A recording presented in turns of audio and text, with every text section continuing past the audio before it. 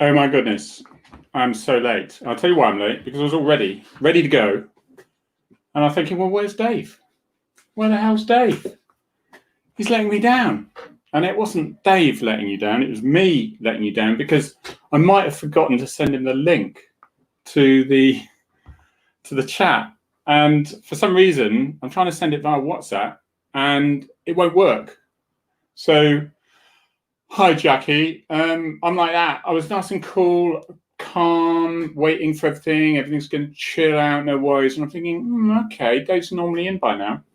So, yeah, I don't know really what's going on. He's trying to get in, and for some reason, I don't know why the WhatsApp on my computer is trying to get in, but it won't. So bear with me a second, because I tell you now, you will not want to put up with me for all this time. As much as delightful it will be. Right, come on, Dave, try your email. Come on, Dave. That'll be it. And hopefully it'll pop up soon.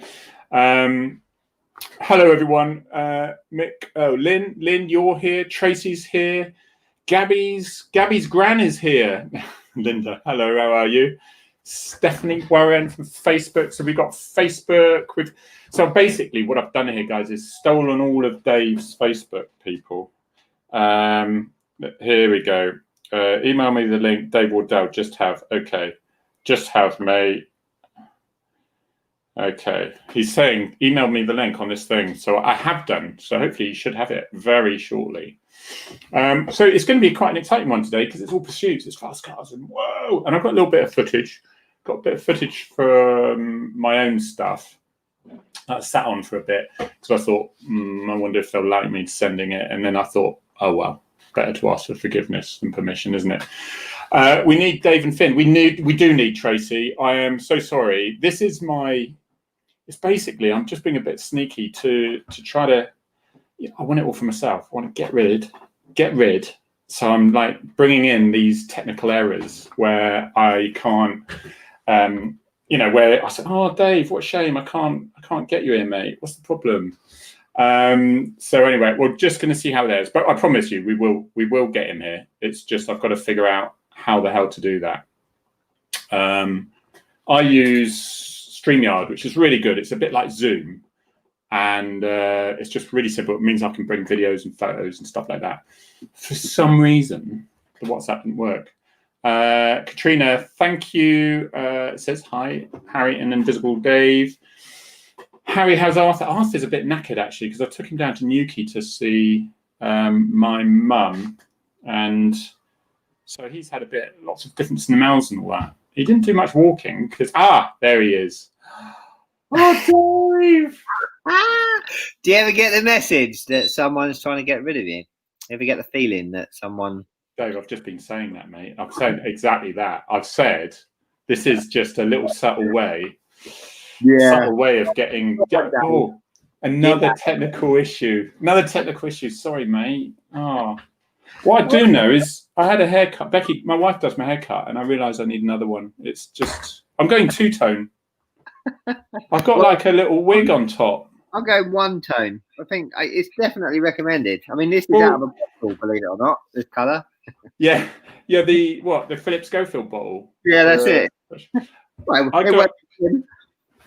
There's no vanity here, guys, of course. But I just thought it looks like a bloody wig. It doesn't look like this in normal. Honestly, it is. Not that I'm vain.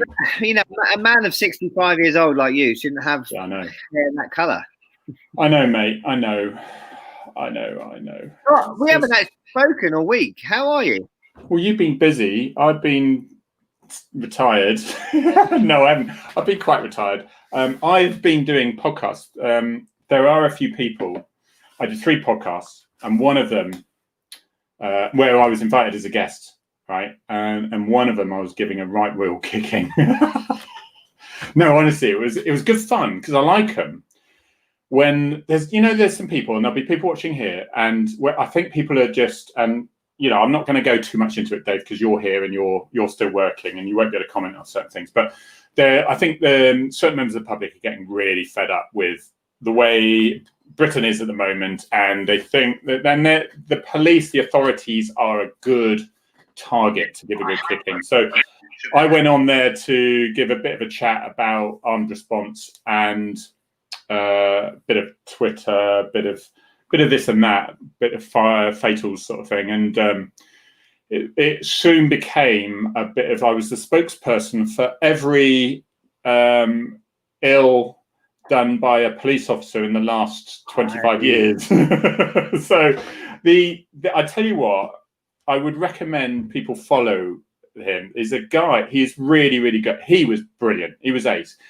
He's an ex-heroin addict, right? He lives in Cambodia, and he does this stream. He's called Dangerfield, all right? So on YouTube. So if you're on YouTube, have a look. He is a diamond, and he's got a really good following bunch. And I to be honest, I like that, where it's a little bit, you know, you're trying to say, I could have done better, to be honest. I think a few of them, a handful of very angry ones, thought I was just dodging the answers. And I've got nothing to hide. It's just sometimes I don't know all the answers, and I can't really shout for all the Rotherham lot, you know, the sex gangs and things. And so I try to be as honest as I can. And to be honest, Dangerfield was brilliant. So if you have a look, he's a guy with, I'll tell you what, I'm gonna share a screen, because he's a guy who wears a deer stalker, and he's sort of, I suppose if you did, right, that was something else that I didn't mean to quite share yet, but that was landed in my garden, and I needed air traffic control with. That was huge, great thing. And it was phenomenal. And wow, that thing, yeah, I know. It was like smiling at me, I'm sure. But anyway, so yeah, that was quite exciting. So he had this thing. I thought, right, I'm a copper coming onto a stream that is not, there's no point in going to, you know, always, I like, you know, a nice round field sort of thing, various people. And yeah, his probably majority probably didn't like the police too much. And so it was a real risk on his part. But I got to say, he was bloody good. So I thought I'd make an entrance, and this is what I did when he opened up, mate. So yeah. So you can see what I mean by the guy he is. I mean, he is great. I tell you what, he's quite articulate. He's very clever, and yeah, someone's told me to give my gums a rest and let Dave speak. Yeah, I will. It'll be all out. He'll have the rest. Honestly, he'll have the rest of it. That's probably my wife saying that, to be honest, Dave. Yeah. So that was a good fun. That was good fun. So he's Dangerfield. The other ones was Fast Jet Performance, who is brilliant if you're interested. He's an ex-pilot, a Tornado pilot, and instructor, and then he just gives all the secrets away, and he goes on Sims if you're interested in that. And Chris Thrall was another one, ex-Royal Marine, PTSD, heroin addict again, just real, you know, brutal truths. So yeah. So what have you done, Dave? What's going on, mate? Mate, nothing. I better start with the boy. There he is. Yeah. In fact, I might just leave it like that. Yeah, it's beautiful. I had a really, really, really busy night last night, and I must admit, I've had. Let me just wipe the lens. There we go. It's better. Yeah, really, really busy night last night with Hero and Pearl, and I've had 4 hours sleep in 2.5 days. So you know, if you find me in the corner of the sofa like that halfway through, today, then you know why. So, really, mate. So what went wrong? What went wrong, or what went right? No, everything went right, mate. It was perfect. Perfect conditions, perfect for tracking. And so she had a couple of successful tracks last night. One was for a guy who, A, he needed help, and B, he needed arresting. And it was a lovely track.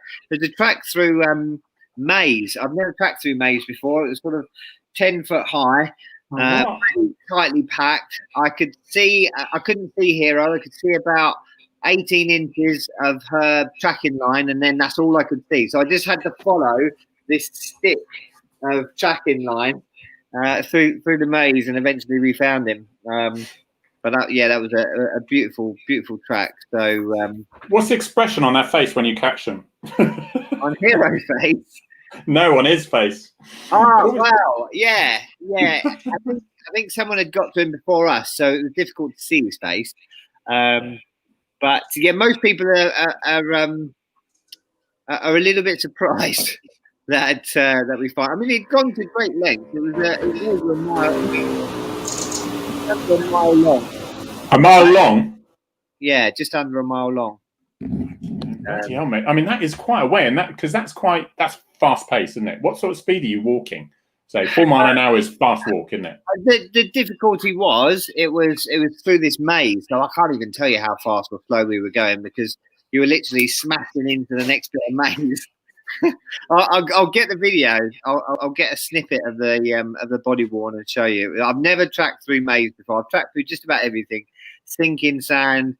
About the only thing we haven't tracked on is a beach. But yeah, maze was something else. It really was. But she's an amazing tracking dog, and she was just on it, and she was on it. And then Pearl had a good result in the week as well. She found a load of drugs in a vehicle in a tricky little hide that. Fairly typical sometimes when you stop people, they sort of hand over what they want you to find and hope that you stop looking. And these officers they found something quite decent and they'd stopped.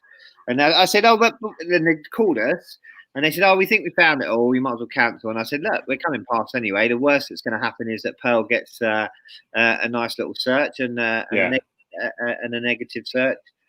And yeah, chucked her in the car, and literally it took her 3 seconds. I put her in one side of the car, and she ran straight across the other side of the car and froze on the door.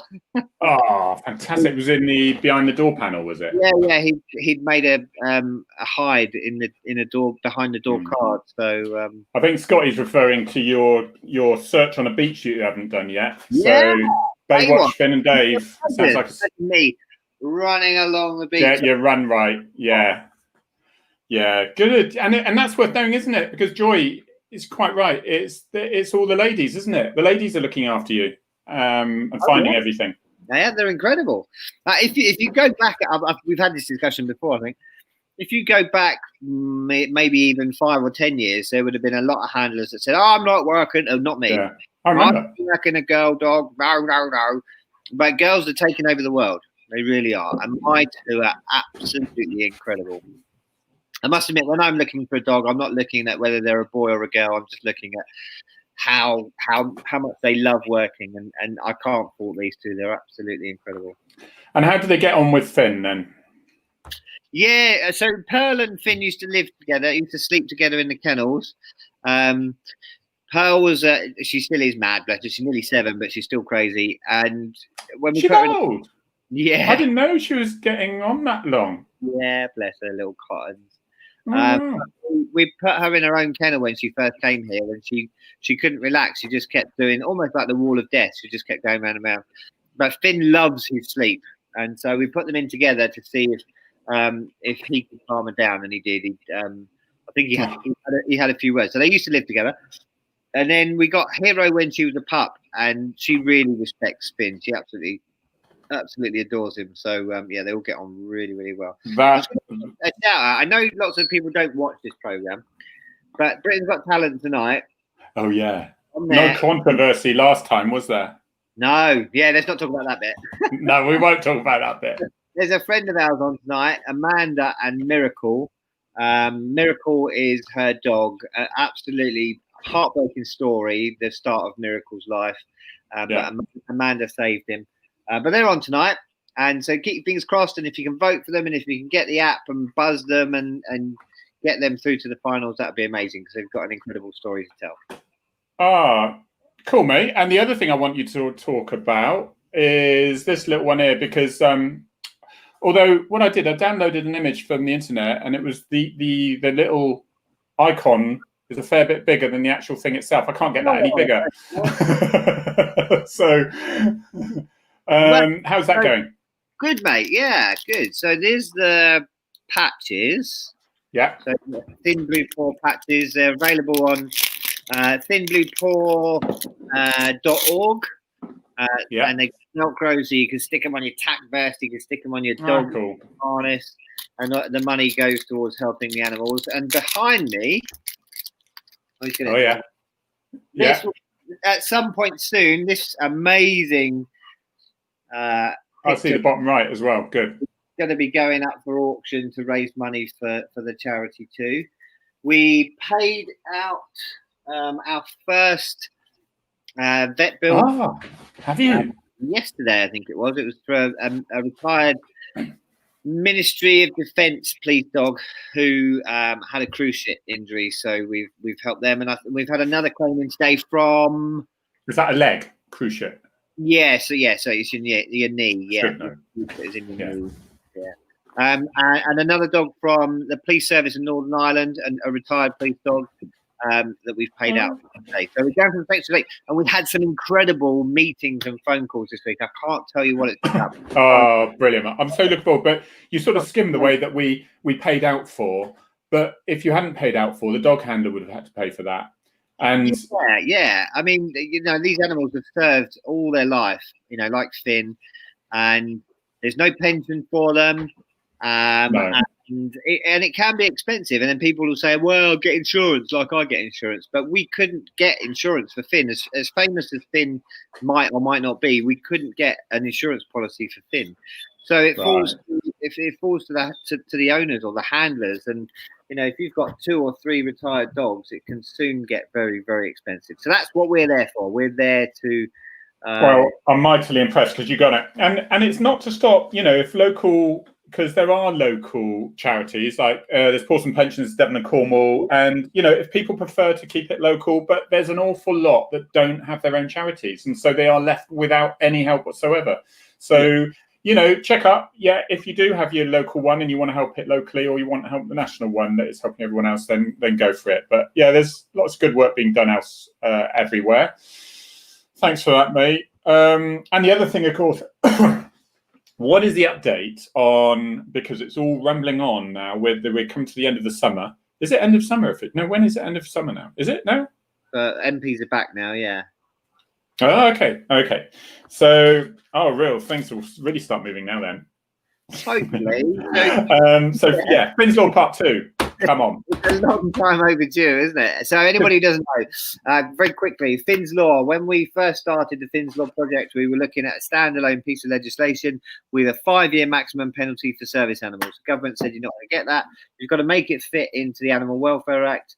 And we said, okay, but we want 5-year sentences. And they were like, that's fine. We'll make you a promise. They literally made a promise to Finn about 6 weeks after he was attacked, saying, we will bring 5-year sentences, do it this way, and we'll make it happen.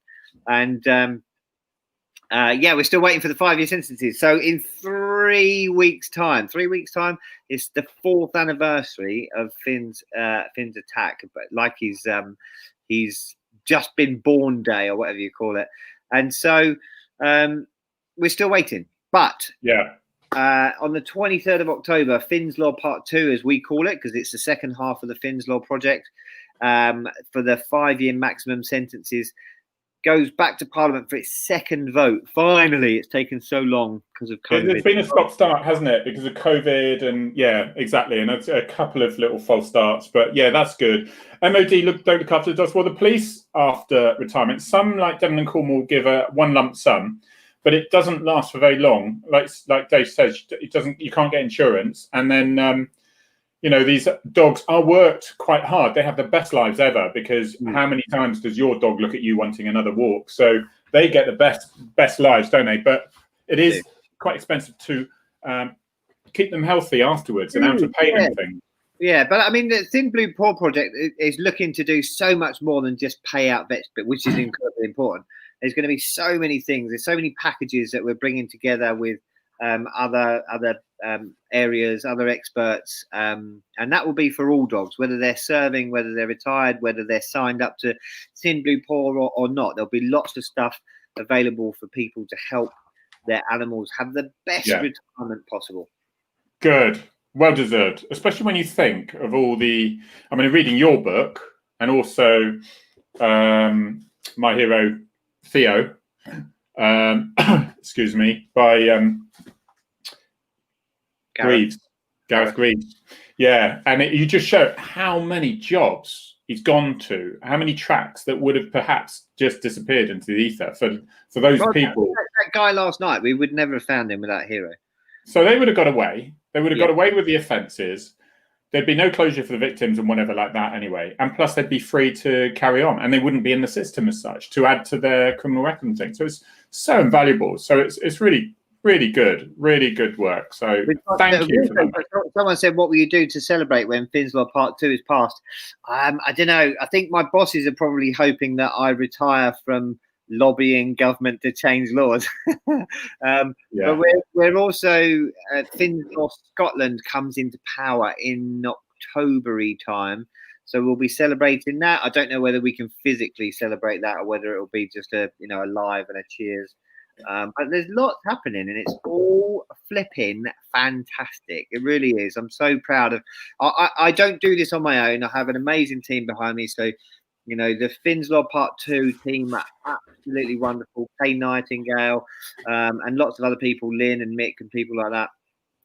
The Thin Blue Paw Foundation, again, an absolutely amazing team behind me. Kieran, Gemma, Lynn as well, and loads of other people. And we've got a police force coming on board, wanting to support us, which you'll hear more about soon. So, yeah. I do, and even this, this thing that we do every week, Harry. If it wasn't for you, it wouldn't happen. I have amazing people behind me everywhere. So thanks.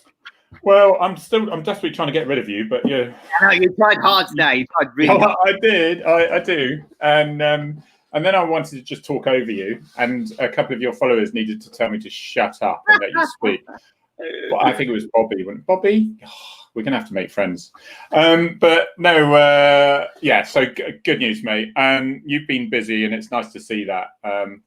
I went to see my mother down in Newquay, so that was great, because she's getting old and she's getting very fragile and things. So clips on the beach, was it? Well, yeah, because you can't do too much with her, because she gets knackered very quick.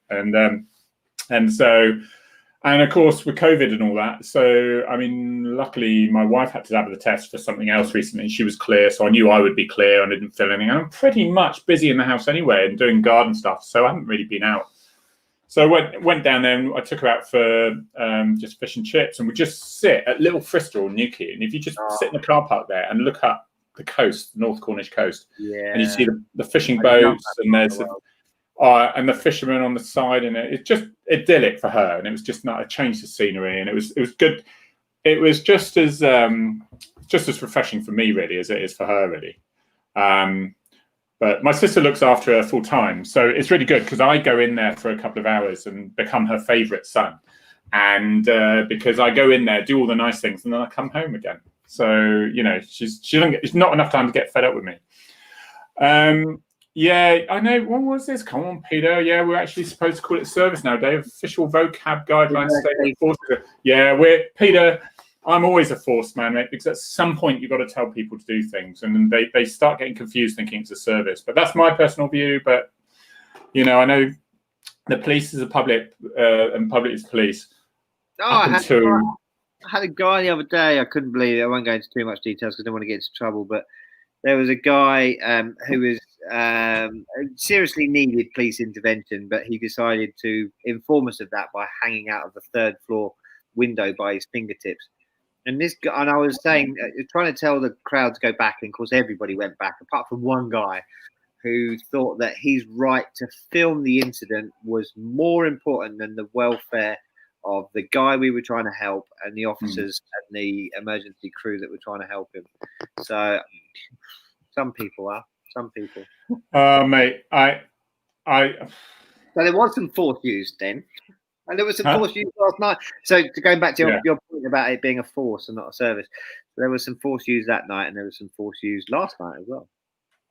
Well, I was going to say good then. No, bad, but necessary. Good. Mate, okay, so we're going to talk about pursuits and things. Are you standard driving? Your standard driver, or your advanced in your force? Standard. Okay, so that's right. We've had this conversation, and standard is still a high level. The name of it, you do get basic, and then you get standard. And do you have pursuit on yours? Yeah. Initial phase pursuit. Yeah, we're always unofficially involved in the pursuit model, but I think dogs were actually taken out of it a few years ago officially. Because I noticed that you are a lot more with your armed response guys and girls, and you're in line with, as opposed to my force was more like, yeah, we'd get the dogs there, get them ahead or whatever, but they wouldn't necessarily always come in the convoy as such. But so that was really interesting, these slight little differences. Yeah. If a pursuit goes on long enough and the traffic boys and girls have the opportunity to, if it looks like it's coming to an end, they'll allow us to get to the front, or at least stay in their car for 10 seconds because the dog van is behind them. Yeah. And let the dog go on a straight. Makes absolute sense. And it's just really important for the guys who are pursuing to have that stuff in the back of their mind all the time. You do, Lynn says, do you get oops, that's another one. It jumps up very quick at the last minute. Do you get an adrenaline rush when you drive fast to a job? Well, come on, Dave, what about you, mate? You certainly do to begin with. I remember my first pursuit very, very, very, very, very well. I also remember the court case afterwards. I was sat in a briefing. I'd not been a response driver for very long, and we did a briefing on a guy. They were best buddies. One was in prison, and the other one had stolen a car to go and pick him up. And that was the briefing, that they were still out and about in the car committing burglaries. And we drove out the nick, turned left, turned right, and there was the car. I was like, oh my God. And it was one of the longest pursuits I've ever had. And it was one of the first, it was the first I'd ever had. And eventually it was called off because we were going off road and all sorts. And this was probably about 16 years ago.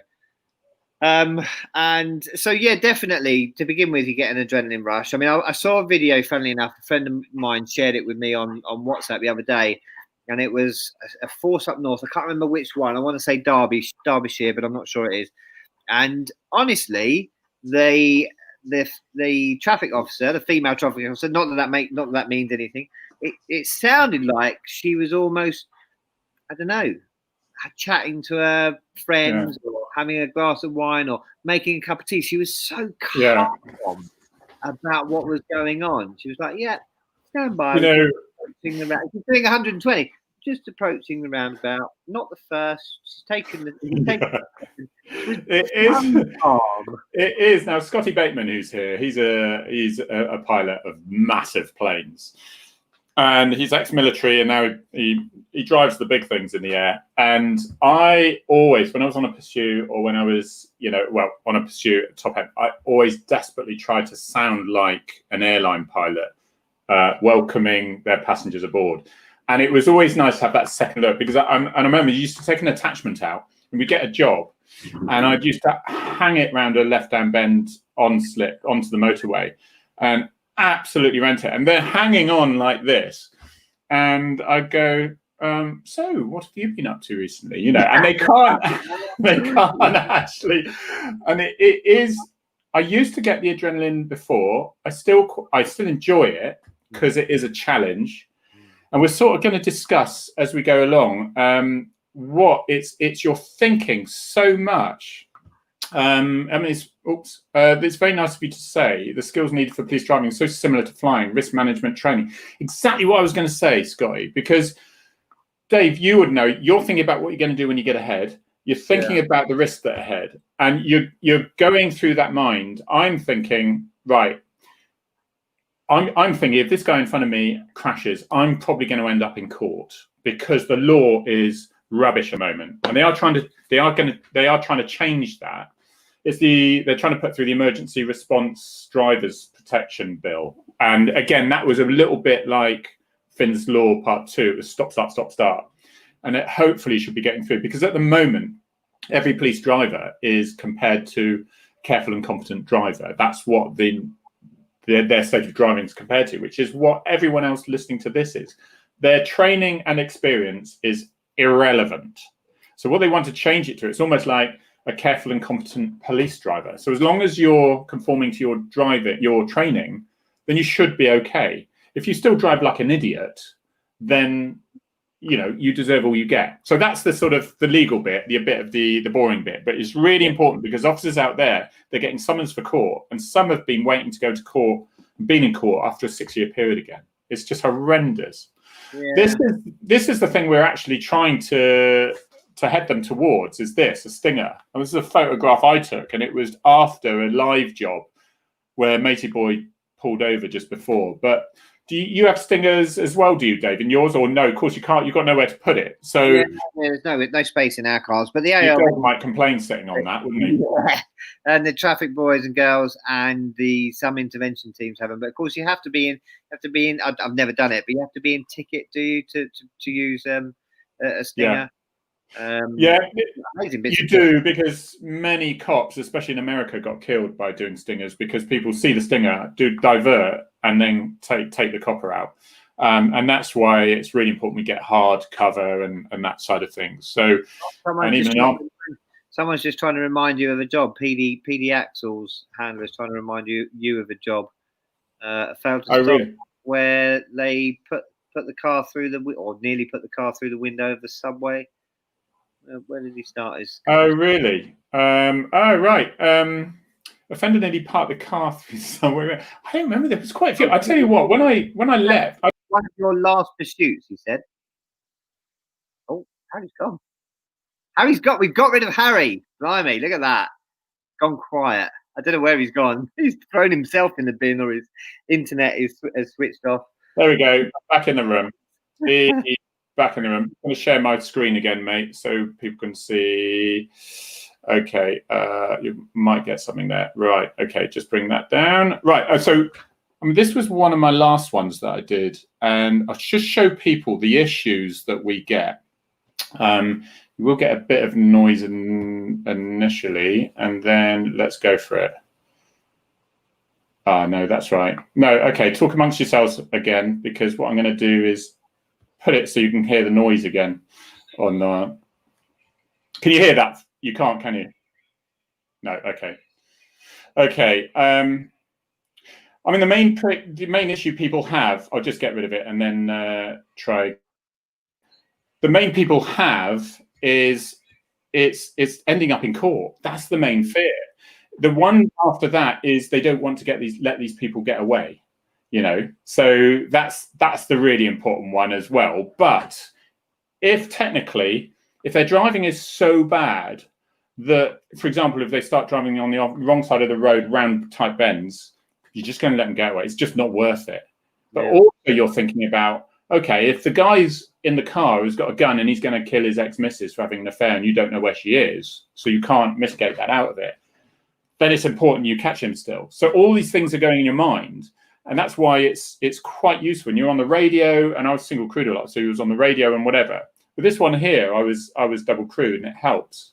But you're on your own, or have you taught Pearl to use the radio, Dave? No, but on that point, Mike, going back to my first pursuit, just what you said about your colleague. My colleague completely shut down. It was one of her very first shifts, and she couldn't take it. And I kept, because if you've got an observer, if you've got a passenger, you want them to do the commentary. It can happen, yeah. But she couldn't do anything. She couldn't function at all. She was just literally had her head in her lap and hoped it ended soon. I mean, I've got it here now. This should be all right, mate. So yeah, basically, it's just to show people. This was a guy in Torbay, and it was a quite high-powered car. It was an Audi, and he was going for all the tightest bits in Paynton, in Torbay. Right, in Paynton, and he knew the roads, and he was going for all the narrowest bits. And you'll just see how sort of frantic, but then just hear the commentary coming. I think my colleague was kindly giving the speeds as we were at junctions, so they were a bit lower. But here, I'm thinking, this was about 4 weeks before I left the job, and I'm thinking, well, sod law is out of the bend to bite me ass here, because I'm relying on that guy not losing it and putting it through some guy going to the pub, or I've just got to abort it and go from there. But anyway, here's go. You should hear this as well. We have a blue 8-4 state failure stop. So it just picks up. It was just by chance that it happened. Stand by. Right. Happy to continue with our Corbin Road. Is that an MX-5 as well? Yeah, it's the MX. Yeah, the X5 rather. MX5, that would be good, wouldn't it? Mazda. Now, if you go down left here, you can see this is getting a little bit more residential. Now, I am, just so people hear, when you're doing this, I'm not driving just at the car. You're scanning those pavements. You're looking under parked cars to see if there's some drunk guy heading home from the pub, to see if there's the feet there. You're looking at streetlights to see whether the shadow is being caused across the road, and you can't identify it. Is that another person coming out or whatever? And of course, cars that are coming out, they see a car way out. They come out thinking it's driving at normal speed. And of course, it doesn't. So now he's going for, this is wing mirror to wing mirror, this door mirror to door mirror location as he just turns right here.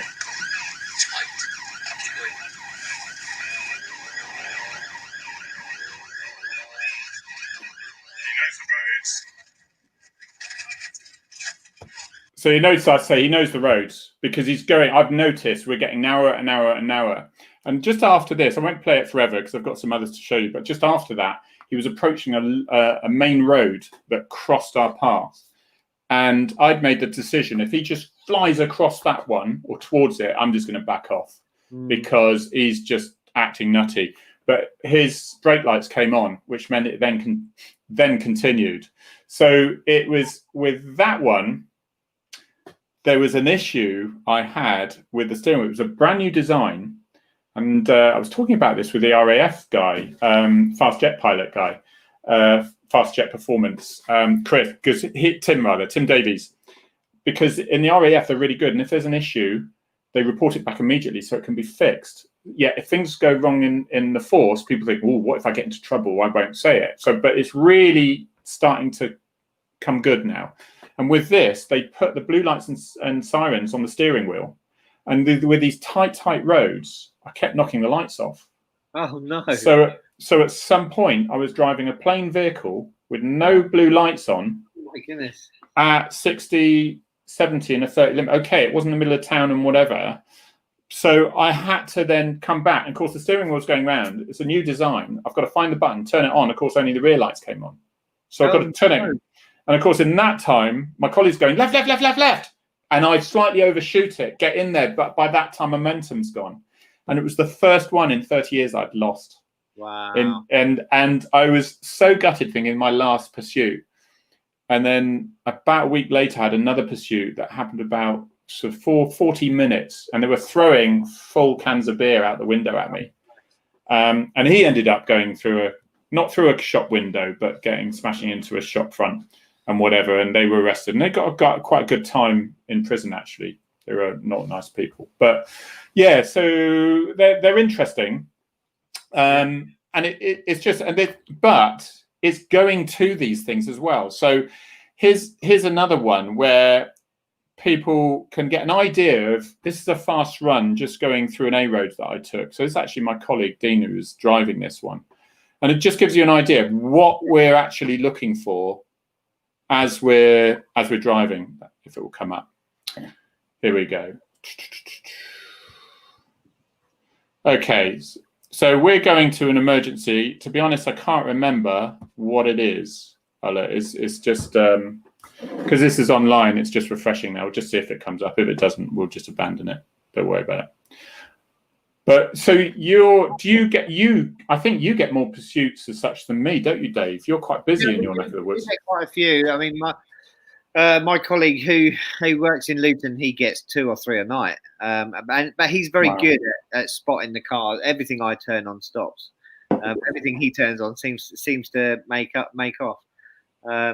Really? Yeah. I had a very memorable pursuit down into Tottenham, down into North London, a few months, and it was with the traffic, the sneaky beaky traffic team, and it was incredible, absolutely wonderful. And I take my hat off to the skills of these guys. They because of their skill, I was able to. Oh, here we go. Looks like it's coming through, mate.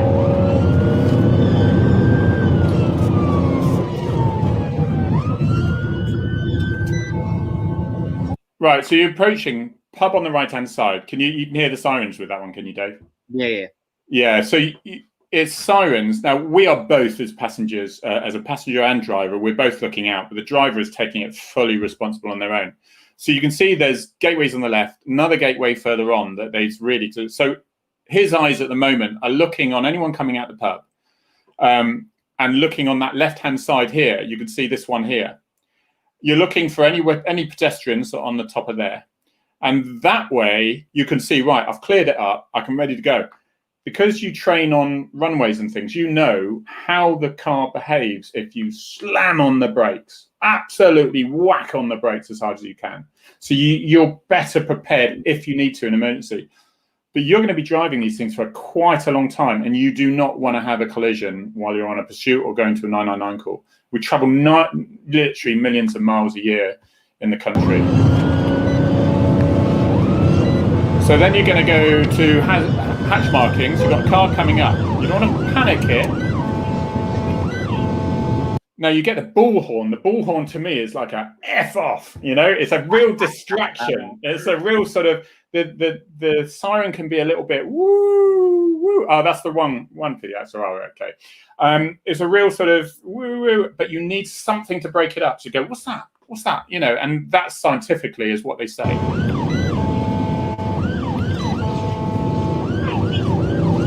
There is a trick we do with the bullhorn. Is when we're back at the station and we're cleaning the cars or whatever, is somebody bends down in front of the car. You can imagine. Yeah.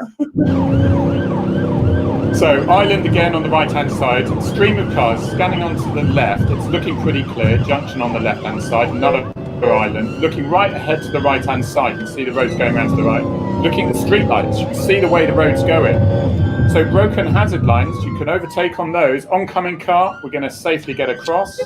Now look at any oncoming cars taking that middle lane to cross in front of us. So he's ready to push those brakes. Another one, if that car deviates, so if that car there deviates in the slightest towards here, so you're not looking necessarily at the driver because you can't see him. So we're looking at this line here, and you're looking at the edge of the car. And it's much easier to see than if you're just looking at the car as a whole.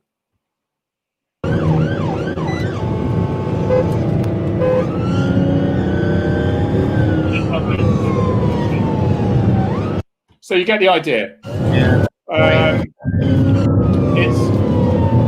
You say the responsibility is massive because at the moment, as I say, at the moment we're relying on people to keep us out of trouble. Like us. Yeah. Not me anymore.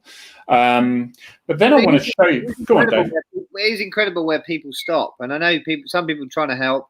It always strikes me as how little people look in their mirrors.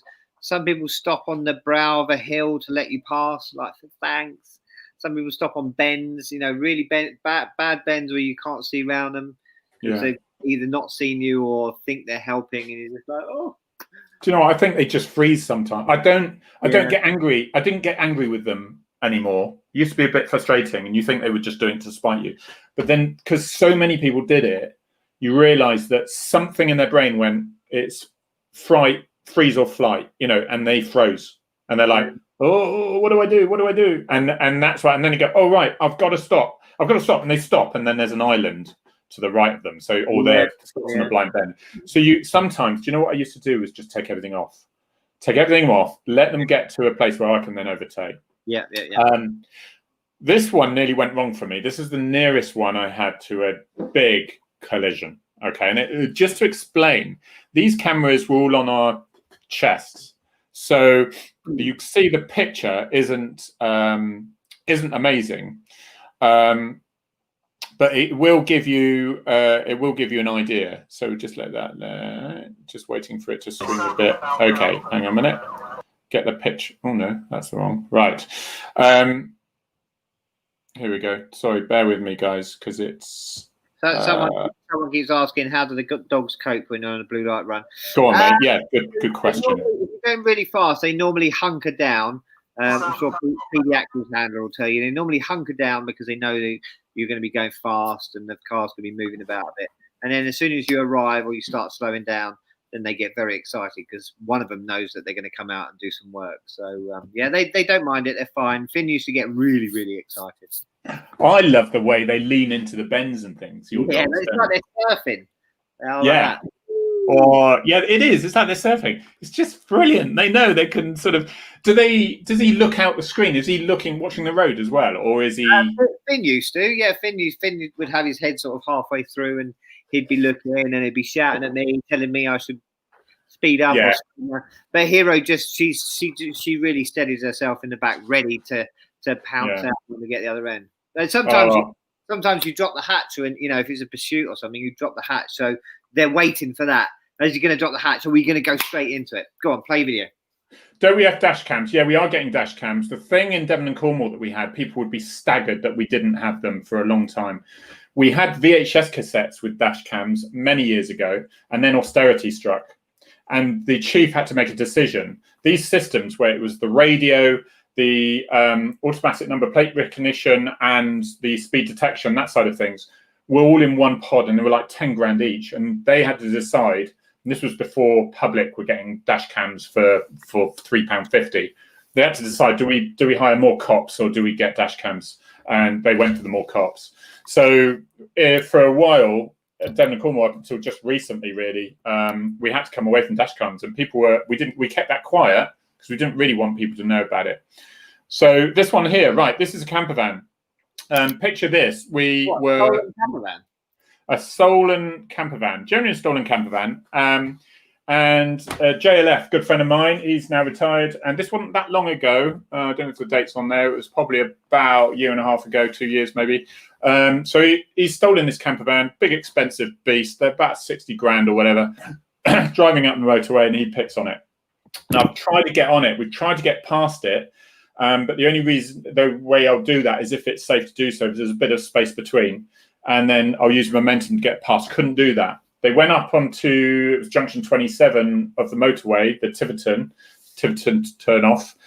Now, I pulled back then, and I sat on the motorway. I sat on the roundabout, because if they do a recip, if he was coming round again, I was going to gamble, go north, and set up a stinger site. All right. So this was the sort of plan.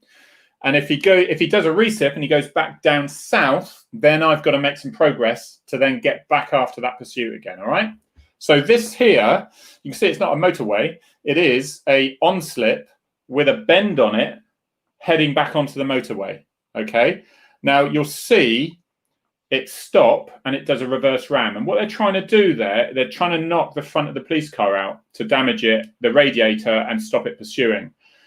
So to do that, police are ready. They're ready for it. The advanced drivers, and they'll do a reverse. All right. And they'll reverse. If it's on a two-way road, they'll do it on the right side of the road. They'll go across so it's safe. Okay, so see what happens. And then you'll see me following in a minute. Ben's got something to say, or Hero. Right, stopping. Yeah. See the brake lights? Ooh. JLF now sees that. He says, but listen for him to say reverse ram. Guess where I am? Hey, crikey, that was close, Harry. Right, that was close. That was. And now I'll show you. Now I'll show you what it was like from my side. Okay, because it gives you a sort of idea. Oh yeah, because I had the noise off. So they actually say I had the noise off, but basically, as it comes, as I'm approaching that car, he says reverse ram. You could see how it was just. I heard it too late. So if I'd heard reverse ram, I'd have backed right off and given space. But I thought he was already on the motorway by now. So right, this is from the roundabout, and I've stopped and I'm waiting, committed, southbound. Right. So this is the other bits then. Right, here we go. So you'll get. I don't know if I want to watch, Harry. Eh? I don't know if I want to watch this. Yeah. I know you're alive, but because then I tried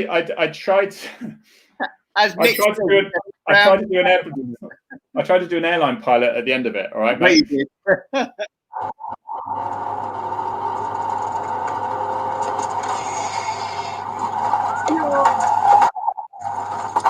I'm ahead of him now. That's fine. Managed to.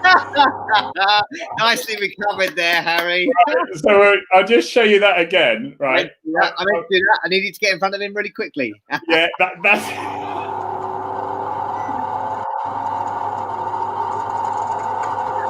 Here, the ABS. I'm ahead of him now. That's fine. Managed to. Right. So, Harry, that was beautiful. I'll tell you what, my colleague was next to me, right? So he's like this. He's the other side, right? And he looks at me like that, and he goes, I need an effing coffee. Well, it goes to show you, it does make me laugh well, not laugh, but it does make me angry when you stop people for speeding. Not until you've been involved in something like that or something like we do you realise how quickly things change. 100, 110, 120, 130 miles an hour. Yeah. No, exactly. No, you can see how close I was to that Armco. And the X5 saves you to some extent as well. Right. The Well, this technology was in cars these days is incredible. Exactly that. And we were trialing one where we had the armory box because you've got a lot of guns, a lot of weight in that car. And so we put it in the middle and low down. It meant you had to get rid of a back seat, which was a shame because if you're in the middle, if you're in the sticks and you get a drink driver, you don't really want to harass the busy patrol officers, like beat officers, or wait for them even when they're busy to travel them back, So it was a real sort of compromise. But if I think the weight, because it was in the center of the vehicle, is how it steered so much. And I swore that if I'd been in one of the others, I would have been planted in the back kitchen of that caravan. But because they're only made of polystyrene as well, so it would have it would have been a confetti of. Yeah. Have you ever had to knock someone off the road, mate? Have I ever had to knock someone off the road? Oh yeah, yes. It's all coming now. There's one I'm not going to talk about, but yes, a couple. And then I was told by our ops inspector one day because they had serious concerns for this woman, and I was the only. Well, I ended up behind her, but by accident. I could hear the job going on, and they were all talking about it several towns over, and they said that she was heading to a town. So there's sort of several towns over here, and they thought she might have been heading to a town over here. And I found myself on the way to another job here. Yeah. And I was, oh blimey, I think that's the car. And so I called up on the radio and said to the ops inspector, I said, I'm behind her. And he said, well, she's going to town and she's told us she's going to find the first bus stop full of people and plough into them. Right. He said, if you get the opportunity, you've got to make tactical contact and stick her in the ditch. So I did. Well done, mate. It was all very safe. I didn't just ram her into the nearest tree or anything like that. But yeah, I mean, he although I said he told me I had to, he was aware that it had to be safe. He wasn't demanding that I crashed into this woman on purpose. But he said if the opportunity presents itself, you've got to stop her from getting to the next town, and I did. Yeah, and that's exactly it. It's called tactical contact. Is impressed by lack of swearing. This is tactical contact. This was one of my jobs. The guy driving this car had a lot of mental health issues. He'd been on the top of buildings throwing slates down, and he thought that the police van that turned up was the mothership of the aliens, and it was just getting worse and worse. This was the guy who actually, when I was in custody once, he'd slit his wrists, and I went in there to see how dead he was, and he spun around and he spat at me. And when you chew on somebody else's phlegm, it's not that nice. So he was, but I'd heard about he was a failed to stop. Now you'll see this vehicle here. He's got no, so he's got no lights on. You can see there, and I'm the first traffic car behind, and we'll have a dog further back, and we'll have a couple of other units. But this was a decision. This was my second tactical contact I had. The other one was a drink driver who went up the off slip on a dual carriageway on the main A30 at night. And I said to my colleague, decision time, whack, and I whacked him off into the undergrowth. So here we go. Let's see how this one goes. Another bit of a dangerous drive. So no lights on. You can see the patrol car there on the right-hand side. I can't remember if he stung it or what, or whether he didn't have time, or is it a police car? It might be, a dog van, so might not be able to. Major roundabout, Counter-Square roundabout in Exeter. Right, so he's going left. He's going left towards Middlemore roundabout, which is the main police headquarters, which is always nice. See that there's a fend-off here, this car here. So they've just sat there to try to coax him up onto the dual carriageway instead of going into a pedestrianised area. And I'm thinking, what are my options? I've got to act pretty quick. Probably will, yeah. Right, this is the point that I think this is not good. Nice opportunity coming up, though, isn't there? Yeah, exactly. So because you see now he's going on the off side of the road there, isn't he? And so he's going to be against head-on traffic. After this, he was convinced the lights were the aliens, and he had to kill them. So it's decision time. Easy for me. That's me on the left. Yeah. Every day of the week. Drag him and push him in. So then, of course, I am ready to shove it more forward, waiting for another car to come in behind. So you just see, I think it just repeats. Even I missed that, I think. God, the magic burn out. Excuse me, sir, would you mind getting out of your vehicle? I think you've committed a misdemeanor. I got to admit, it's fun, but it's probably fun afterwards once you haven't. Because if somebody got killed or badly injured, and there's still an investigation, there's still a police collision, so there's an investigation into it. It's something like that. There's no choice, is it, Dave? Like your one you had. No, mate. I mean, for us, it was we might slightly injure her, or she might go on and kill or seriously injure some other people. So the risks were worth taking, which I know to some people would be like, but that's crazy. You can't say that. But that's sometimes the choices we have to make, and that's sometimes when we do get a lot of grief from how do I put it politely? Cal 31 there, Cal 31. You pop up quite a lot now, Cal. Lovely to see you here. Thank you, mate. Always very supportive on Twitter, so thanks for that. But yeah, you're right. I mean, I've been to firearms jobs where I was a nano from shooting someone dead, and we sort of pack everything up and go home and go to the next job because there's no press there. We're not in the middle of London. Yeah. There's no one on phones and things like that. And literally the press office, even the press office don't hear about it because the guy then is carted off to custody or mental health unit. It's only if somebody gets badly injured or, by the offender that it starts hitting the news side of things. But yeah, so that's it. It is... some wonderful videos. I mean, if anybody's got any questions, then do ask. Harry's done this for a lot longer, not a lot longer. He's much older than us. Thanks. It does come with a huge amount of responsibility. Same as, carrying a gun, it comes with a huge amount of responsibility, and working a dog comes with a huge amount of responsibility. And the local policing teams that are flying around from job to job, it's, there's so much going on, and you're not only worried about your safety, you're worried about everybody's safety. From the people you can see to the people you can't see. Yeah, exactly that, mate. I was going to show you them this one. This was an old video, but this just shows a really good TPAC, the one that I was involved with.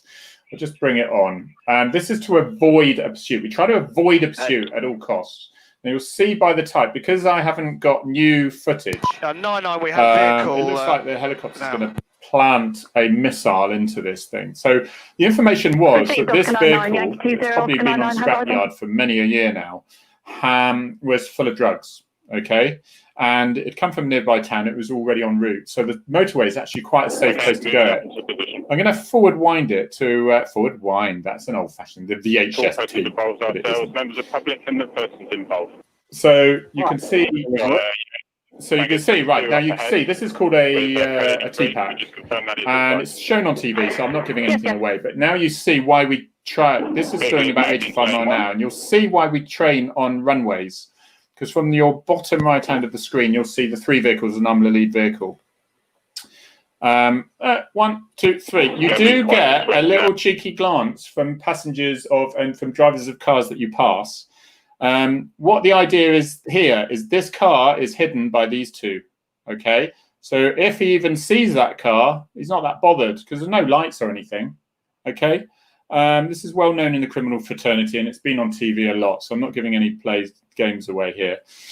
And then what we do is the rear vehicle, the middle vehicle, and the rear vehicle are all looking through my windscreen. And the idea you're so close is because if you have a little nudge, it's just a tap, tap, But if you're too far, you're going to hit a car in front, and it's going to cause trouble. So the training is really tight to get as close as you can. And obviously, you're not going to be braking. And then, as you see here, now this was a fault on my part, but I don't kick myself over it, because obviously I'd want to be here, but through the rear windscreen with the guns and stuff, I can't. I'm looking through door mirrors at this stage, and I can't brake too hard just in case this thing is going to career into me. But you can see that's now he's dragged off the road there. No damage, no injuries. Job done. Again, you won't hear about that. That saved a pursuit. Was the car full of drugs? Had a little bit of drugs. It also had a small child and child seat in the back seat. So again, if that had been a pursuit, and if that car had been totaled, can you imagine news headlines? Was it worth it? And it wouldn't have been worth it. But hindsight is a wonderful thing. And Dave, if you'll forgive me for just showing this one, please shout up if people are bored of it now. This is the last one of the video today we'll show. And this is another TPAC, but we weren't trained for this. But this just shows how you have to think on, I think that's the wrong one, isn't it? You have to think on the hoof. Oh yeah, no, here we go. So I was in Tiverton. I was doing 140 mile an hour down the motorway to catch up 2 other patrol cars so we could do a TPAC on this. I wanted to get him before the junction. This was a stolen vehicle, and it was linked with 2 other stolen vehicles. All right. So as it goes, I'm making progress, and then I hear that 33 and 20 lights are at red. it is coming off the road. So now the lead patrol car, you'll see him coming up very shortly. This is coming towards Exeter. It's on to green, stand by. Now he's thinking, right, patrol car here, first one. He's gone in the middle lane. That's not helpful. We can't really drag him in. There's the major junction, Exeter over here, Honiton up here. Once he turns right, he's going to look on his offside and see 3 police cars there. So what do? We're going to pray for a red traffic light here. What do we get? We're going to gamble. Right, number 2 car. Number 2 car, he's been with number 1 car for quite some time, so he knows the plan. Number 3, that's me. I've just wound it down from 140 at the top of the slip road. And the only thing I've seen is this car here. So now I'm listening, and you can see how this happens. Right. Now I know what's happening. I know what's going to happen. It didn't. You haven't scrubbed off speed, Harry. Okay, let's see if I scrub. Should we have offers? Or did I stop in time? I think you did, but I bet you it was another brown trouser moment. To be honest, mate, because of the commentary, I sort of knew he was going to be in the middle lane. Bang, stop like that. Look at that. So it was good. So it wasn't an issue. And then you'll see as we get a little bit closer. Yeah, so, and then he's brought out, job done sort of thing. So, yeah, it is all fun and games. You don't tend to get that in any standard job. It is fun, Dave, and you're still doing that sort of thing now. Yeah. You know, my job. I love my job as much as you loved your job. It's incredibly rewarding, as long as you don't look at the court results. It does come with a lot of responsibility. It's a bit. Someone asked earlier if you do get adrenaline rush, and you do, and afterwards you are still buzzing. But you learn how to cope with it. A bit like Lewis Hamilton when he's doing, not like Lewis Hamilton, I know, but like him when he's doing 210 in the cockpit, he's still twiddling with. Yeah, it does get. You'll know it does get like that. So when you are doing 140, you're patching. I call it patching. You're sort of. You can take more in, can't you? The more experience you get. Yeah, you're looking ahead and and then when you drive into a town at 30 mile an hour, it feels like you're going backwards. You know, it is. Oh, you've frozen, Dave. Are you still there? You're there, Dave. Yeah. Are you there, mate? Yeah, you're with us. Are you froze? I don't know if that was just me or whatever, but yeah, it's that is the number one thing is safety. And I think Finn's frozen again, but he has to deal with 4G because his Wi-Fi is rubbish. But you're back with us. But it's the number one thing. And I always had on the back of my mind, do I abort now? Do I abort now? Do I abort now? And I did do a pursuit, and I did a blog on it, and it's actually in the book, where the car then lost it and totaled 5 cars in the front of the house. So, and in one of the cars, the car was pursuing had a small baby in there.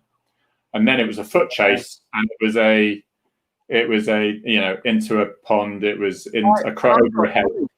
I've got colleagues who terminated a pursuit, and half a mile later the car found a tree and didn't turn around the corner in time, and the driver was killed, and they were investigated. But they terminated it. Now if they ask you to terminate it, they literally tell you, pull over to the side of the road and switch your engine off, and you have to do it because the computers in the car will tell the investigators whether you did or not. So you literally have to pull over and turn everything off, the engine, everything, and they'll even know if you've unbuckled your seatbelt and got out and stuff like that. Yeah, I mean, and it's really, you're absolutely right. And it actually, the little black box in the car is like an aeroplane. It even knows what you are, what angle, what speed, what gear you're in, what direction. What they do, they put it on Google Maps, and they can actually run it on Google Maps and see, okay, you've gone into the lay-by, you've turned around, you've turned where one of my colleagues did. He's turned around and didn't get a car, and he got swiped by a car. But it was all there. You can't escape it. So it's good. It's good that it's there. So you're not going to go, do you know what? I'll give it a go, because you just can't do that, can you? No. Oh my gosh. Oh no. Sorry for that. Kirsty was a PCSO in Saltash, and she's great. She's ace, and you're doing good stuff at the moment. So follow Kirsty. She's good. Nice to see you there, and thank you. And that's Gabby Scan Linda, I think it is, isn't it? Thank you for another great hour with you both. Yes, you're wonderful. Lots of really good support on there, and there is a mix of, I think, YouTube, Periscope, and Facebook here. There is, yeah, and they're not fighting or anything, so that's good. But how do you think, mate? I think we are. It's now 12 minutes over, so shall we leave them wanting more? Yeah, absolutely. I mean, absolutely wonderful videos. Well done, mate. For getting hold of those. Absolutely incredible. Yeah. Learning. Every day is a school day. Yeah, always a pleasure. Never a chore. I'm going to go and fall asleep on the sofa. Don't forget, follow it on social media. Finn's got some of these coming out soon on his website. Challenge coins. Keep your eye out on Finn's website. Yeah, good. I'll get one of those challenge coins. And have a lovely week. I'm going to go and fall asleep on the sofa because I've had no sleep. Thank you ever so much, everyone. You've been absolutely sterling. Cheers.